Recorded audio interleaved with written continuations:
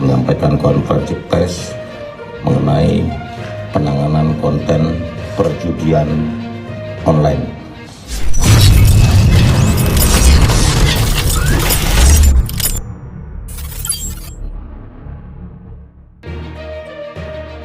Menteri Komunikasi dan Informatika yang baru dilantik menggantikan Johnny F. Glade yang meringkuk di dalam tahanan karena terlibat kasus pengadaan BST, memiliki fokus yang positif dalam menjalankan tugasnya.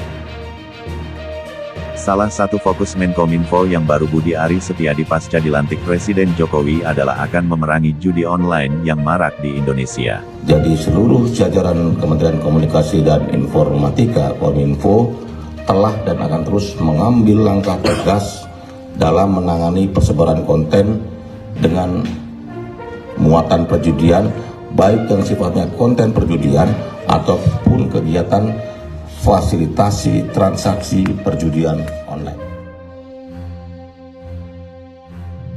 Secara jelas dan terbuka, memang judi online di dunia maya begitu vulgar, seperti ada yang memfasilitasi, sehingga hidup menjamur dan berkembang biak sangat pesat. Dalam konferensi pers pertamanya sebagai Menkominfo, Budi mengatakan penanganan konten judi telah diatur dalam UU ITE, di mana berdasarkan pasal-pasal yang tertuang di dalamnya, situs judi online bisa langsung diblokir. Yang kedua, penanganan konten yang mengandung unsur perjudian dilakukan sesuai dengan ketentuan perundang-undangan sebagai berikut. 1. Undang-Undang Nomor 11 Tahun 2008 tentang hasil dan transaksi elektronik yang telah diubah melalui Undang-Undang Nomor 19 Tahun 2016 Undang-Undang ITE Pasal 27 Ayat 2, di mana setiap orang dilarang dengan sengaja dan tanpa hak mendistribusikan dan atau mentransmisikan dan atau membuat dapat diaksesnya informasi elektronik dan atau dokumen elektronik yang memiliki muatan perjudian.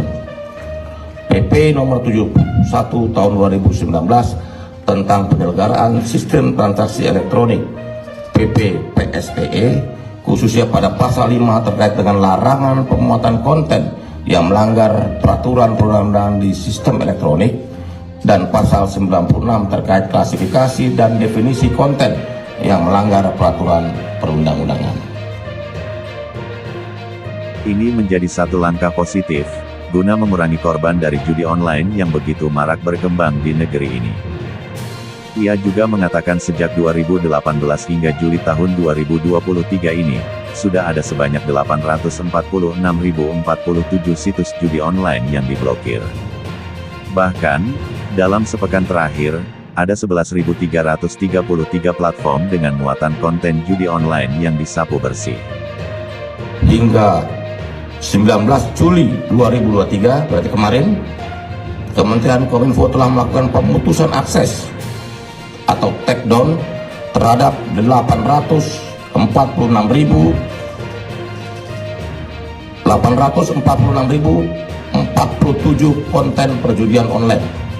Bahkan dalam seminggu terakhir, sejak 13 sampai 19 Juli 2023, Kementerian Kominfo telah melakukan pemutusan akses terhadap 11.333 konten perjudian online.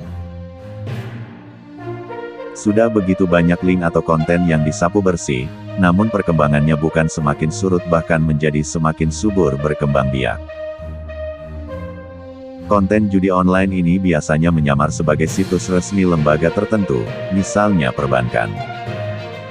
Sepanjang Januari hingga tanggal 17 Juli tahun 2023, ada 1.509 kasus judi online yang menyusup situs perbankan.